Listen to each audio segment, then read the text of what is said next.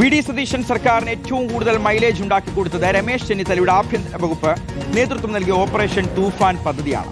എന്നാൽ ഈ തൂഫാൻ സംഘം ഇപ്പോൾ ഒരു കേസിന് മുന്നിൽ സ്തബ്ധരായി നിൽക്കുകയാണ്. കാസർഗോഡ് നിന്ന് മാരക രാസലഹരിയുമായി പിടിയിലായത് മുഖ്യമന്ത്രി വി.ഡി. സതീശന്റെ അടുപ്പക്കാരൻ മുഹമ്മദ് ഹുസൈനും സംഘവും.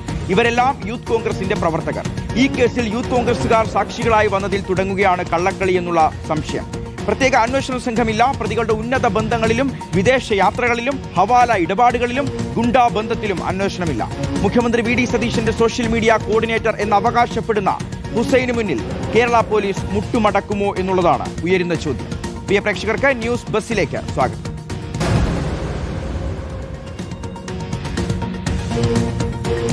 കാസർഗോഡ് MDMA കേസ് അന്വേഷണം അട്ടിമറിക്കാൻ നീക്കമെന്ന സംശയം. യൂത്ത് കോൺഗ്രസ് നേതാക്കളെ സാക്ഷികളാക്കാൻ പോലീസ് വിളിച്ചു വരുത്തുകയായിരുന്നു. ലഹരിമരുന്ന് പിടികൂടുമ്പോൾ സ്ഥലത്തില്ലാത്ത നേതാക്കളാണ് സീഷർ മഹസറിൽ ഒപ്പുവെച്ചത്. യൂത്ത് കോൺഗ്രസ് മണ്ഡലം പ്രസിഡന്റ് ഉൾപ്പെടെയുള്ള സാക്ഷികൾ കൂറുമാറിയാൽ കേസ് പ്രതികൾക്ക് അനുകൂലമാകും.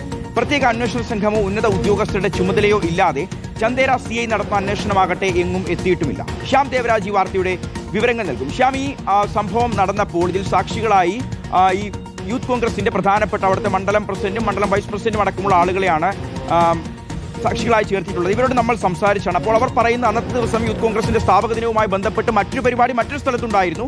അപ്പോൾ ഇങ്ങനൊരു സംഭവത്തിന്റെ പേരിൽ പോലീസ് ഞങ്ങളെ വിളിച്ചു വരുത്തുകയായിരുന്നു. അപ്പോൾ നമുക്കറിയേണ്ടത് ഇത്തരത്തിൽ നേരിട്ട് കാണാത്ത, ആ പരിസരത്തില്ലാത്ത, സാക്ഷികളല്ലാത്ത ആളുകളെ ഇത്തരത്തിൽ വിളിച്ചുകൊണ്ടുവന്ന് സീഷർ മഹസറിൽ ഒപ്പുവെക്കാൻ കഴിയുമോ? അങ്ങനെ ഒപ്പുവെച്ചാൽ അത് ശരിയാണോ? സാധാരണ ഒരു നടപടിക്രമം അത്തരത്തിലുണ്ടോ?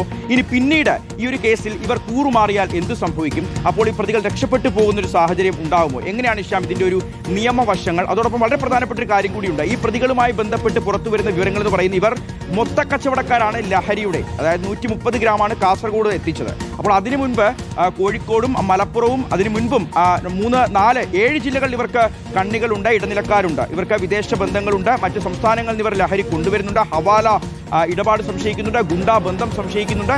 അപ്പോൾ 500 ഗ്രാമെങ്കിലും ആ ഒരൊറ്റ ദിവസം ഇവർ വിറ്റഴിച്ചിട്ടുണ്ട്. അപ്പോൾ ഇത്ര വലിയൊരു കേസിൽ ഈ ഒരു അന്വേഷണം മതിയോ? അതിൽ പോലീസ് ഒരു ഒത്തുകളി നടത്തുന്നുണ്ട് എന്ന് സംശയിച്ചാൽ കുറ്റം പറയാൻ സാധിക്കുമോ?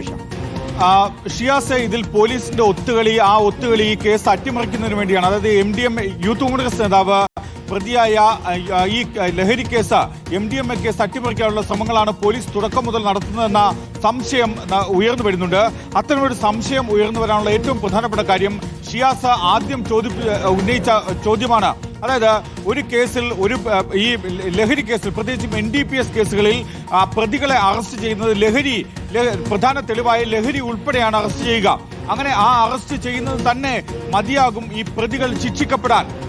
അങ്ങനെ ശിക്ഷിക്കപ്പെടുമ്പോൾ ഈ പ്രതികൾ ഈ ലഹരി ഉൾപ്പെടെയാണ് അവരെ കസ്റ്റഡിയിലെടുത്തത് എന്ന കാര്യം കോടതിയിൽ വിചാരണ സമയത്ത് തെളിയിക്കപ്പെടേണ്ടതുണ്ട്.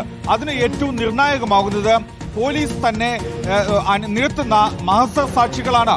അങ്ങനെയുള്ള മഹസർ സാക്ഷികൾ ആ സമയത്ത് അവരുടെ മൊഴികൾ പ്രോസിക്യൂഷന്റെ കേസിന് അനുകൂലമായി പറഞ്ഞാൽ ആ പ്രതി ശിക്ഷിക്കപ്പെടും. പക്ഷേ എതിരായി പറഞ്ഞാൽ ആ പ്രതികൾ രക്ഷപ്പെടും. അങ്ങനെ രക്ഷപ്പെടാനുള്ള ഒരു പഴുതാണ് പോലീസ് ഈ കേസിൽ ആദ്യമേ തന്നെ ഒരുക്കുന്നത്. പ്രത്യേകിച്ചും സ്ഥലത്തില്ലാത്ത 4 സാക്ഷികളെ 4 ആളുകളെ അതും യൂത്ത് കോൺഗ്രസ് നേതാക്കൾ തന്നെയാണ്. അവരെ വിളിച്ചു വരുത്തുന്നു, ഈ കേസിലെ മഹസർ സാക്ഷികളാക്കുന്നു.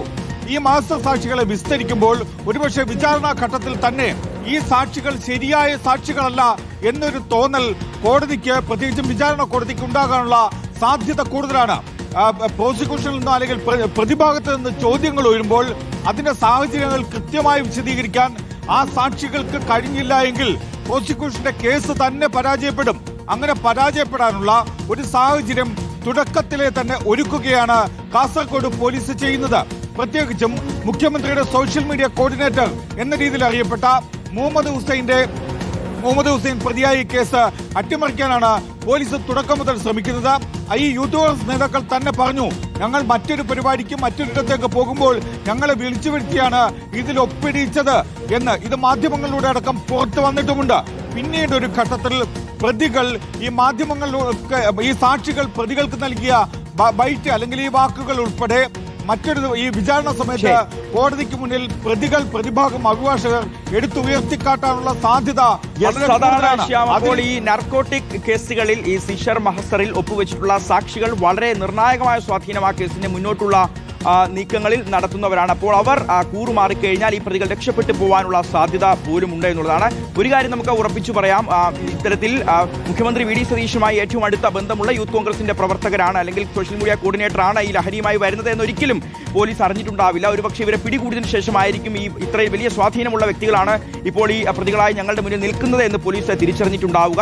അപ്പോഴായിരിക്കാം ഈ പറയുന്ന യൂത്ത് കോൺഗ്രസ് പ്രവർത്തകരെ അവിടേക്ക് വിളിച്ചു വരുത്തിയത്. അപ്പോഴും നമുക്ക് ഈ യൂത്ത് കോൺഗ്രസിന്റെ പ്രവർത്തകരോട് നമ്മൾ സംസാരിച്ചപ്പോൾ അവർ പറഞ്ഞത് സ്ഥലത്തെ സാമൂഹ്യ പ്രവർത്തകർ എന്നുള്ള തരത്തിൽ ഇവിടെ ലഹരി പിടികൂടിയ ഒരു കേസ് ഉത്തരവാദിത്തമുള്ള ആളുകൾ എന്നുള്ള നിലയിൽ ഞങ്ങളെ വിളിച്ച് പറയുകയായിരുന്നു. അപ്പോൾ ഞങ്ങൾ അവിടെ എത്തുകയായിരുന്നു, അങ്ങനെ ഒപ്പുവെക്കുകയായിരുന്നു. അപ്പോഴും ഒരു സംശയമുണ്ട്, അവിടെ സാമൂഹ്യ പ്രവർത്തകർ മറ്റെത്രയോ പാർട്ടികളിൽപ്പെട്ട ആളുകൾ ഉണ്ടാവും, അല്ലെങ്കിൽ പാർട്ടിയുമായി ബന്ധമില്ലാത്ത മറ്റ് സാംസ്കാരിക പ്രവർത്തകർ ഉണ്ടാവും. അവിടെ ഡിവൈഎഫ്ഐ പ്രവർത്തകരെ വിളിച്ചിട്ടില്ല, ABVP പ്രവർത്തകരെ വിളിച്ചിട്ടില്ല, യുവമോർച്ച പ്രവർത്തകരെ വിളിച്ചിട്ടില്ല, CPM പ്രവർത്തകരെ വിളിച്ചിട്ടില്ല. കൃത്യമായി ആ പരിസരത്തുണ്ടായിരുന്ന യൂത്ത് കോൺഗ്രസ് പ്രവർത്തകരെ തന്നെ വിളിച്ചു വരുത്തി സാക്ഷികളായി ഒപ്പിടുവിപ്പിക്കാൻ ആ പോലീസ് കാണിച്ച ആ ഒരു താല്പര്യം അതെന്തിനു വേണ്ടിയായിരുന്നു?